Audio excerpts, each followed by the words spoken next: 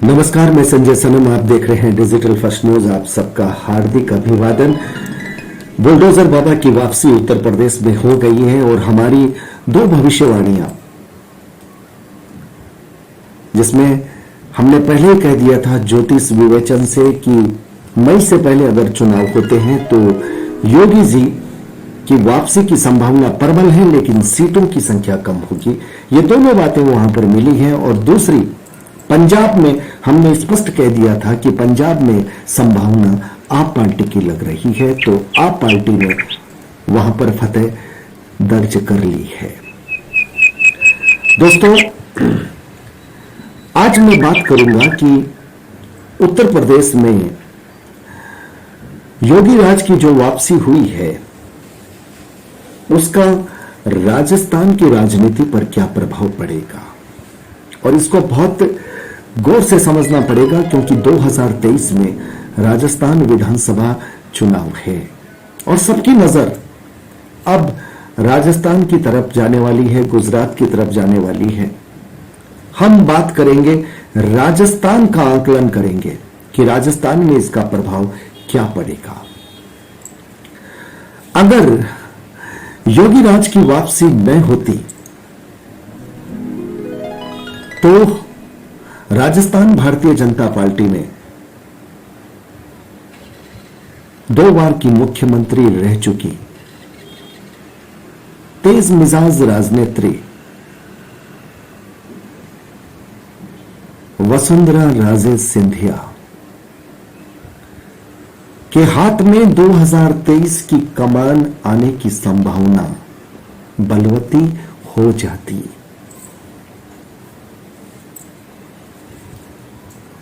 आप जानते हैं कि केंद्रीय नेतृत्व भी वसुंधरा राजे सिंधिया जी को राजस्थान की राजनीति में सक्रिय रखना नहीं चाहता, और शायद इसलिए उनको संगठन के पद पर नियुक्त कर रखा है, क्योंकि राजस्थान की राजनीति से उन्हें दूर रखना चाहता है। लेकिन वसुंधरा जी तो वसुंधरा जी हैं, उनका अपना प्रभाव है, उनके अपने विधायक हैं, उनके अपने वफादार हैं। आप हल्के में नहीं ले सकते। अगर भारतीय जनता पार्टी उत्तर प्रदेश में वापस नहीं आती तो केंद्रीय नेतृत्व चाहे वसुंधरा जी को राजस्थान की कमान देना नहीं चाहता हो, लेकिन वो कमान देनी उसकी मजबूरी होती, क्योंकि राजस्थान में फिर वो रिस्क लेने की स्थिति में नहीं रहता। पर अब स्थितियां बदली है। योगी जी के प्रचंड बहुमत से आने के बाद अब यह स्थिति स्पष्ट हो गई है कि राजस्थान में वसुंधरा जी के हाथ में कमान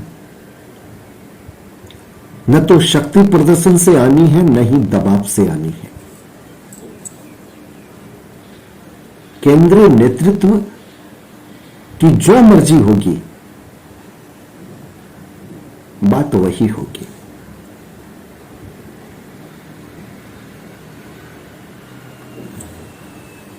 अब इसको हम कांग्रेस की जो आज की स्थिति है राजस्थान में, उससे भी तुलना करेंगे। लेकिन हम पहले वसुंधरा राजे जी के समीकरण को समझ लें। अब आप समझिए कि 2023 में अगर केंद्रीय नेतृत्व वसुंधरा जी के हाथ में कमान नहीं देता तो क्या वसुंधरा जी चुप रह जाएंगी? यह मुमकिन नहीं है। एक क्षेत्र का विधायक भी बगावत कर देता है। वसुंधरा जी के हाथ में तो बड़ी ताकत है, उनका बड़ा प्रभाव है, इसे नजरअंदाज नहीं कर सकते। और तब तो नजरअंदाज बिल्कुल नहीं कर सकते जब सामने कांग्रेस के अशोक गहलोत की सरकार हो।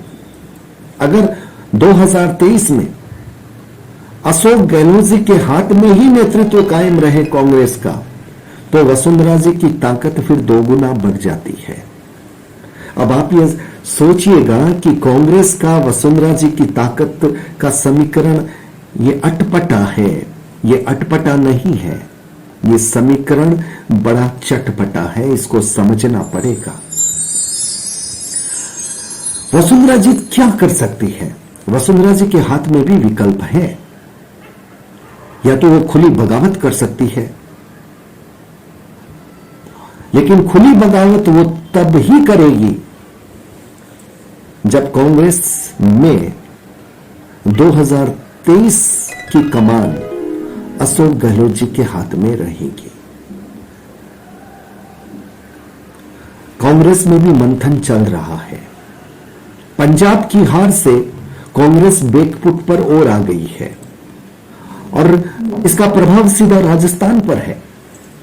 और राजस्थान में भी यह मिथक है कि एक बार कांग्रेस एक बार भाजपा, इसलिए 2023 में अगर उस मिथक के हिसाब से देखें तो भाजपा की बारी है, लेकिन मिथक टूटने के लिए बनते हैं। योगी राज ने उत्तर प्रदेश में कई मिथक तोड़े हैं, इसलिए हम मिथकों पर भरोसा नहीं कर सकते, हमें समीकरणों की गहराई तक जाना पड़ेगा। कांग्रेस का नेतृत्व अब मजबूर हो रहा है अपने हाथ से कमान छोड़ने के लिए, क्योंकि हालात उनको मजबूर कर रहे हैं। और यहां पर भी राजस्थान से अशोक गहलोत जी और सचिन पायलट जी के नाम की चर्चा संभावित है। और राजस्थान के भविष्य को देख करके भी, राजस्थान में 2023 के चुनाव को देख करके भी, इन दोनों में से एक को कहीं अलग शिफ्ट करना कहीं ना कहीं कांग्रेस की मजबूरी भी बनेगी। क्योंकि अगर 2023 में सचिन पायलट को ऐसे ही रख करके अशोक गहलोत के नेतृत्व में चुनाव लड़ा जाता है तो गुर्जर समुदाय कांग्रेस को माफ नहीं करेगा। और कांग्रेस इसे भली भांति जानती है, क्योंकि जातिगत समीकरण भारतीय राजनीति में आज भी हावी है, इसे हम दरकिनार नहीं कर सकते। यह सही है कि विकासवाद की दौड़ में, राष्ट्रवाद की दौड़ में जातिवाद के समीकरणों में कहीं ना कहीं टूट होने लगी है, बिखरने लगे हैं, लेकिन समाप्त नहीं हुए हैं। अब आपको यह सोचना होगा कि वसुंधरा राजे सिंधिया बगावत कब कर सकती है और चुप रह करके भाजपा को कैसे हरा सकती है। उनके पास दोनों विकल्प हैं और राजनीति की वो परिपक्व नेत्री है, मिजाज से कठोर है, इसलिए बगावत करने में संकोच नहीं है। बगावत कर सकती है, लेकिन बगावत वो तब ही कर सकती है जब कांग्रेस से अशोक गहलोत की सरकार रहे, अशोक गहलोत के हाथ में कांग्रेस की कमान रहे, तब वर्तमान भारतीय जनता पार्टी के नेतृत्व को खतरा है। घर का विभीषण लंका ढाए, ये कहावत यहां पर साफ चरितार्थ होती दिख रही है। अब आपके मन में यह सवाल होगा कि भारतीय जनता पार्टी के केंद्रीय नेतृत्व ने अगर वसुंधरा जी को हाथ में कमान नहीं दी और इधर कांग्रेस के नेतृत्व ने अशोक गहलोत जी पर ही भरोसा कर लिया, तो वसुंधरा जी क्या कर सकती हैं? वसुंधरा जी तब खुली बगावत कर सकती हैं। कांग्रेस के साथ, विशेषकर अशोक गहलोत जी के साथ उनकी जो राजनीतिक केमिस्ट्री है वह बहुत अच्छी है, उतनी तो भाजपा के नेताओं के साथ भी नहीं है।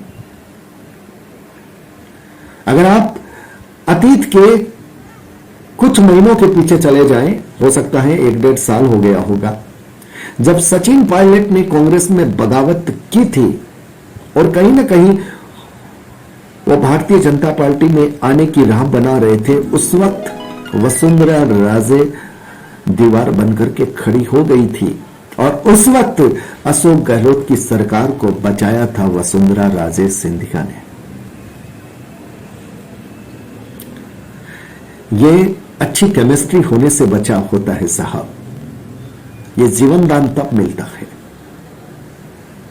तो ये जो केमिस्ट्री है वो इतनी तगड़ी है कि वसुंधरा राजे सिंधिया अपने वफादारों को खड़ा कर लेगी अपनी पार्टी बना करके,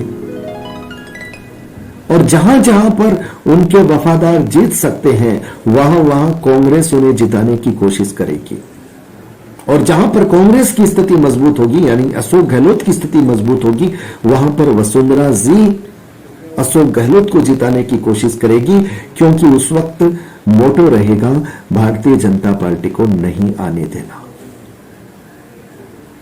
और उस वक्त यह मिथक टूट सकता है। चुनाव के अंदर भी और चुनाव के बाद भी, चुनाव के अंदर भी वसुंधरा राजे जी कांग्रेस को सपोर्ट कर रही हैं, और चुनाव के बाद में भी अगर कुछ सीटें कांग्रेस की कम पड़ जाती है तो वसुंधरा संग अशोक गहलोत का गठबंधन सरकार में आ जाता है। अब आप ये सोचिए कि अगर नेतृत्व परिवर्तन हो गया कांग्रेस का, यानी सचिन पायलट के हाथ में अगर कमान आ गई, तब तब तब वसुंधरा जी खुली बगावत शायद नहीं करें, फिर अंदर की बगावत रहेगी, और अंदर की बगावत भारतीय जनता पार्टी के लिए नुकसान तो करेगी, क्योंकि वसुंधरा राजे सिंधिया जी को हम हल्के में बिल्कुल नहीं ले सकते, बिल्कुल नहीं ले सकते। नुकसान तो तब भी होगा भाजपा का, लेकिन इतना बड़ा नहीं होगा। सचिन पायलट वसुंधरा राजे सिंधिया को स्पेस देने की छोड़िए, वो तो अपने उस दौर का हिसाब लेंगे। इसलिए वसुंधरा जी के लिए यहां पर भारतीय जनता पार्टी को नुकसान पहुंचाना यह नहीं होगा। अब आपके मन में एक सवाल यह आ सकता है कि आपने अभी यह कैसे कह दिया कि वसुंधरा जी भारतीय जनता पार्टी के खिलाफ जा सकती है।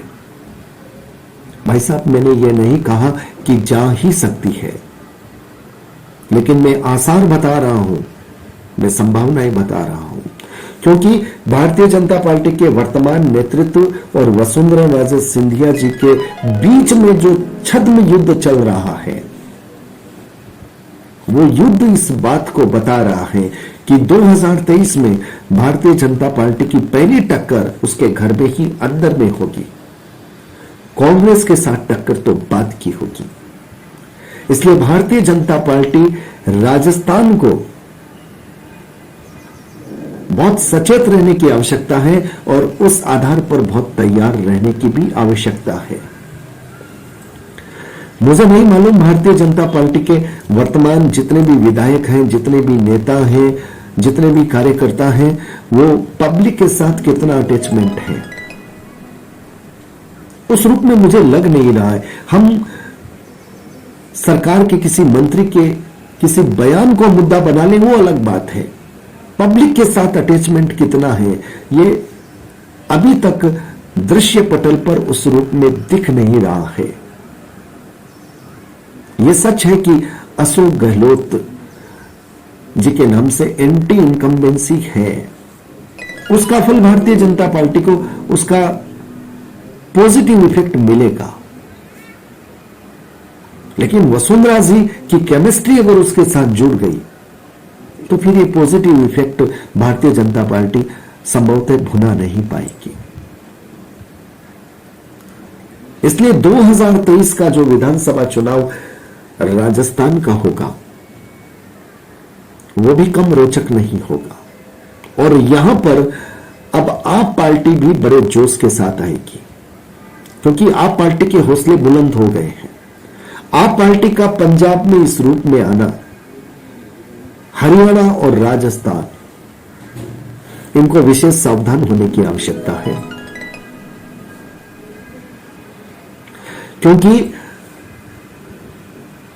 जब जनता दोनों पार्टियों को देख लेती है और उसे लगता है कि उनका काम नहीं हो रहा, तो फिर जनता के सामने तीसरा विकल्प आ जाता है, तो उस मॉडल को अपना लेती है। भले ही दिल्ली से बहुत सारी बातें आ रही है कि केजरीवाल जी ने बताया कुछ, किया कुछ, बहुत सारी बातें आती है, लेकिन उसके बावजूद जनता एक एक्सपेरिमेंट करना चाहती है। और एक्सपेरिमेंट एक बार आप अगर उनका कर लें, उसके बाद में केजरीवाल जी के पास और केजरीवाल जी के अपनी टीम के पास इतनी योग्यता है कि वो अपने आप को रिपीट कर सकते हैं। इसलिए यहां पर भारतीय जनता पार्टी और कांग्रेस दोनों को सोचना पड़ेगा कि आप कहीं आपको तो स्पेस नहीं दे रहे हैं। यह भी एक टेंशन वाली बात है, इसे भी सोच करके रखना पड़ेगा। और हरियाणा में इसका असर बहुत अधिक हो सकता है, यह मैं आज ही कह रहा हूं।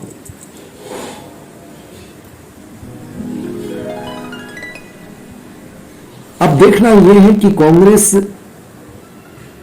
इन परिणामों के बाद जो समीक्षा करके निर्णय लेती है, उसमें क्या अशोक गहलोत और सचिन पायलट में से किसी एक को दिल्ली शिफ्ट करती है।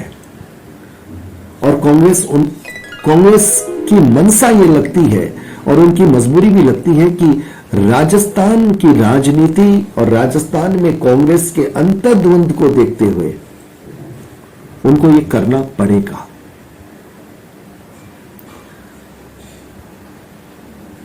अब अशोक गहलोत जी, सचिन पायलट जी, दो में से कौन शिफ्ट होता है, उसके बाद वसुंधरा फैक्टर का जो समीकरण है उसका आंकलन फिर शायद अधिक अच्छी तरह से हो पाएगा। लेकिन एक बात बहुत स्पष्ट है कि भारतीय जनता पार्टी के वर्तमान नेतृत्व को राजस्थान इकाई के लिए कह रहा हूं, उनको दो युद्ध एक साथ लड़ने पड़ेंगे। और आप ये समझिए कि अगर इस बात को मैं पलट दूं कि अगर किसी भी रूप से वसुंधरा जी के हाथ में कमान आ गई, युद्ध तो तब भी दो लड़ने पड़ेंगे। लेकिन वसुंधरा जी का जो आक्रामक तेवर है वो अलग है। वर्तमान जो नेतृत्व है वो प्रधानमंत्री जी की उस बात को दिल से स्वीकार कर सकता है, अपने अंतर्द्वंद को पार्टी के लिए छोड़ भी सकता है। लेकिन वसुंधरा जी का जो मिजाज है, उन्हें हर हाल में राजस्थान का पावर चाहिए ऐसा लगता है। अब राजस्थान के लोग, राजस्थान की राजनीति से जुड़े हुए लोग, मैं इस आंकलन पर आंकलन करें और अपनी बात को कहें। मैं जो राजस्थान की राजनीति के समीकरण समझ रहा हूं और उत्तर प्रदेश से जो कनेक्ट कर रहा हूं, मुझे ऐसा लगता है कि भारतीय जनता पार्टी का केंद्रीय नेतृत्व अब वसुंधरा जी के हाथ में कमान नहीं देने वाला। लेकिन वसुंधरा जी मानने वाली भी नहीं है। इसलिए राजस्थान भारतीय जनता पार्टी की वर्तमान इकाई को, वर्तमान नेतृत्व को 2023 का युद्ध दो तरफ से लड़ना पड़ेगा। इस बात की संभावना प्रबल है। मैं संभावनाओं के आकाश से अपनी बात आप तक पहुंचा रहा हूं। मैं ये नहीं कह रहा हूं कि मैं जो कह रहा हूं वो ही होना है, लेकिन दिख यही रहा है बाकी तो ईश्वर की इच्छा। तो व्यूअर्स, वीडियो को लाइक शेयर, चैनल को सब्सक्राइब करना आपकी जिम्मेदारी। वीडियो थोड़ा लंबा हो गया है क्योंकि राजस्थान की राजनीति का मामला है, उत्तर प्रदेश के चुनाव परिणाम से कनेक्शन है और वसुंधरा राजे सिंधिया जैसा बड़ा फिगर है और अशोक गहलोत जी के साथ केमिस्ट्री की तुलना है। कांग्रेस का अपना अंतर्द्वंद है, कांग्रेस में किसके हाथ में कमान रहती है उसके साथ ये आंकलन, ये समीकरण जुड़ता है, इसलिए बात लंबी होनी स्वाभाविक है। इसलिए बात लंबी हुई है, माफ कीजिएगा। बहुत बहुत आभार, नमस्कार।